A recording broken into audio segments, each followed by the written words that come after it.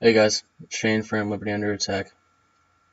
It's too late for me to be awake right now, but um, I just figured I should do a video. I'm a little, what's the word? I guess maybe disappointed. I guess it's been this story. I haven't looked into it at all, but I mean it's the same old shit as always. You got one guy who's a survivalist. He's a weapons enthusiast, and they blocked roads through remote woods. It's the same old thing over and over again. And I hate to call it martial law, but it is. Anytime you block the right to free travel, it is martial law. But they are never going to call it that anymore. But let me say one other thing. Yes, it was out of Fox News, but I'm not going to pull up the link because it doesn't make a goddamn difference because you can find it yourself. There's a conveniently placed rifle just leaned up against the tree, which I think is kind of suspect because he was on the run. He's on the run from police and had been for some time, but he took the time to just conveniently lay the gun up against the tree. So, whatever. But if you haven't noticed, these instances, they're increasing rapidly. It wasn't long ago when the entire streets of Ferguson were locked down with martial law and militarized police were shooting tear gas and rubber bullets into neighborhoods. And this video isn't about cops or militarized police. It just happens to start with that. So please don't make any assumptions. A single shooter locks down an entire area. Martial law. The schools shut down in the area. And, I mean, it's this stuff is happening so often now, it's definitely going to stir up the anti-gun pussies, as I call them.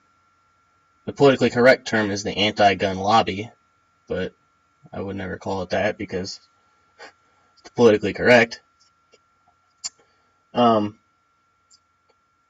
It's really hard talking about martial law and then blocking the right to free travel because I know for a fact, and it is documented, that the Constitution has not been in effect, has not been the law in a long time. So what they're doing right now is completely legal. That's hard to hear for some. I know it. Still hurts for me to hear too. I know for a fact I'm 22, I've never lived in a free country.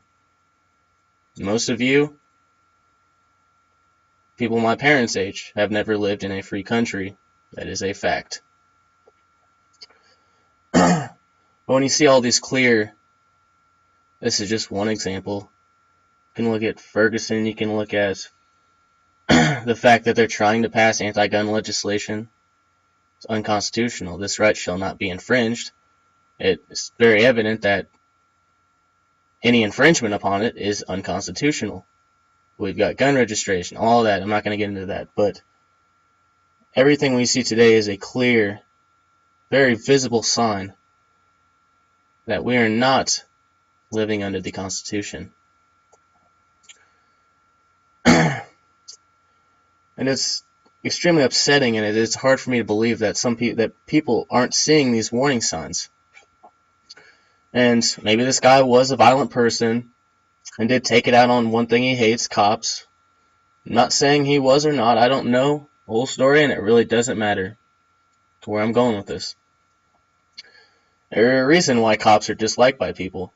One, for people like me, I know they are complicit. They take an oath to the Constitution, but the Constitution is not in effect. That's just I guess, a ploy to fool the dummies, as Ralph Epperson likes to call it. Yeah, they don't follow the Constitution. Any cop with a conscience knows that. Another one is people are supposed to feel safe when cops are there. It's not like that anymore. It is not. Back 50 years ago, you get out of your car and talk to the cop. Today, if you do that, you're going to get shot. Maybe not always. More than likely, you're going to get shot. Since 2001, cops have killed over 5,000 civilians. That is far, far more than the amount of Americans that have died from terrorists, supposedly our big threat. You want to look at who the terrorists are? Look no farther than Washington, D.C. Stop worrying about ISIS crossing the border. Our enemies are already inside the border. They have been the entire time. But we can thank the DHS for giving them such great training. Go for the kill shot. Instead of injuring, do not use your tasers. I'll go ahead further.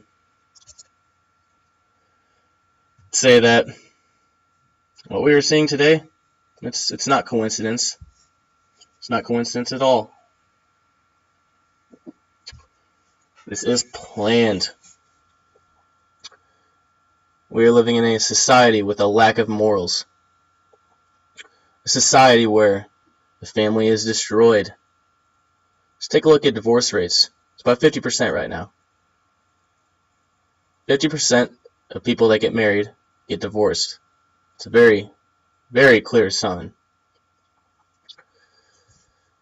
Kids aren't getting taught education, if you can even call it that, at all.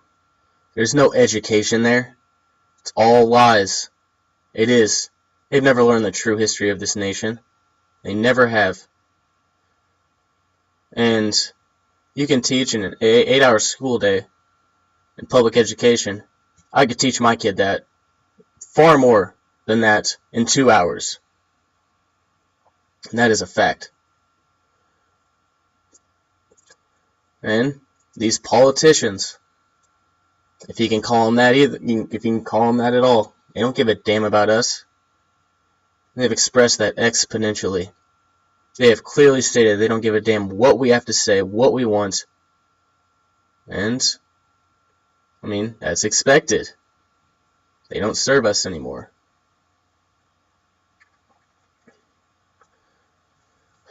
No one can find a job. College graduates, who, let me add that, they have very high amounts of student loans that they have to pay off, which makes them slaves until they pay them off. College graduates are being forced to work at McDonald's because they can't find a job. We are facing a debt that can never be paid off. It can't be paid off if you just look at the $17 trillion that they show us.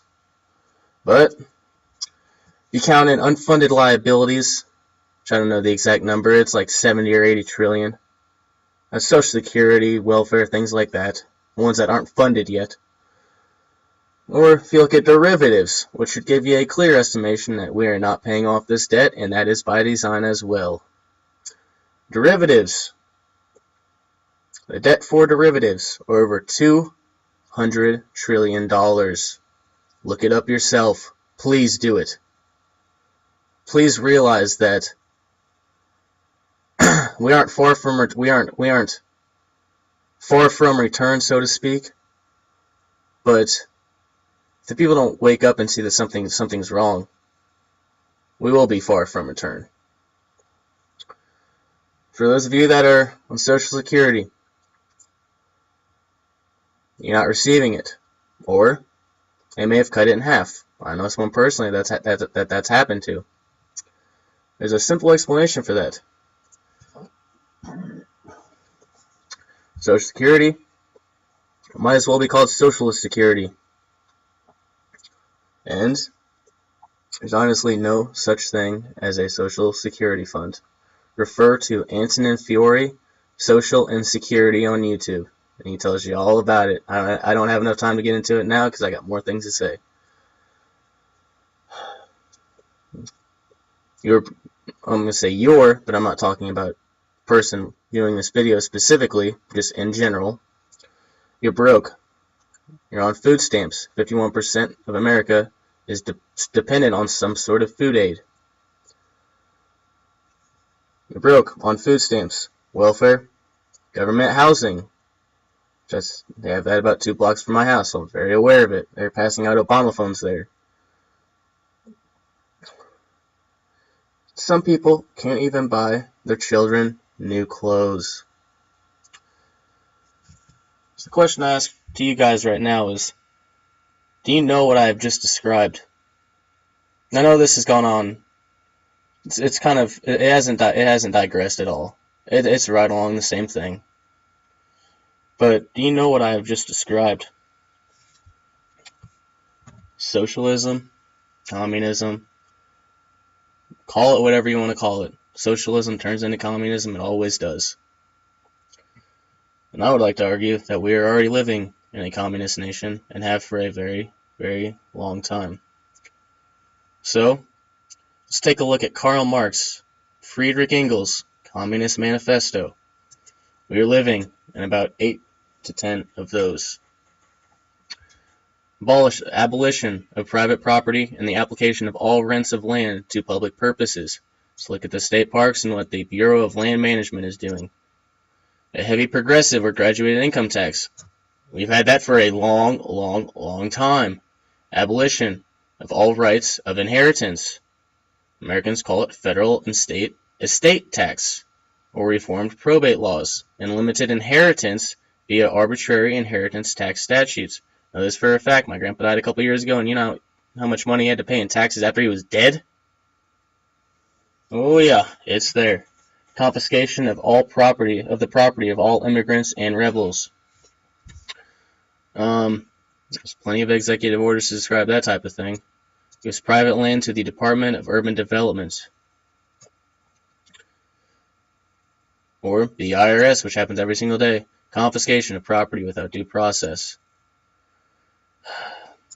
Centralization of credit in the hands of the state by means of a national bank with state capital and an exclusive monopoly. The Federal Reserve is privately owned. It's not federal at all. The government actually has to pay interest back to the Federal Reserve. That is communism. Centralization of the means of communications and transportation in the hands of state. FCC, communications, DOT, transportation. And also various other ones, but I mean, I've proved my point with that one. Extension of factories and instruments of production owned by the state. The bringing into cultivation of wastelands and the improvement of soil generally in accordance with a common plan. Americans call it corporate capacity. The Desert Entry Act and the Department of Agriculture. Easily seen, and these, as well as the Department of Commerce, Labor, Interior, EPA, BLM, Bureau of Reclamation, Mines, National Park Service, and the IRS control of business through corporate regulations.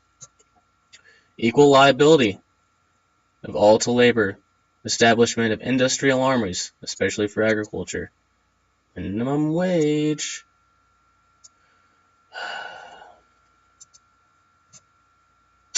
Oh, guys. Combination of agriculture with manufacturing industries. Gradual abolition of the distinction between town and country by a more equitable distribution of population over the country. Planning Reorganization Act of 1949. Zoning and super corporate farms, which we have. If you haven't seen that, then you're not paying attention. You are not paying attention. Free education for all children in public schools. Abolition of children's factory labor in its present form. Combination of education with industrial production. We definitely have free education for all children. Public schools. Just look at the Department of Education. Want to know why that's shit? There you go. I can say that safely we are at least under 8 out of 10 of those. And last thing I want to say is this. You want to know what's wrong with this nation? Are we seeing all of this go on? Are we seeing our country fall apart, deteriorate? Take a look in the mirror. It's all of our faults. There's no one else or nothing else to blame.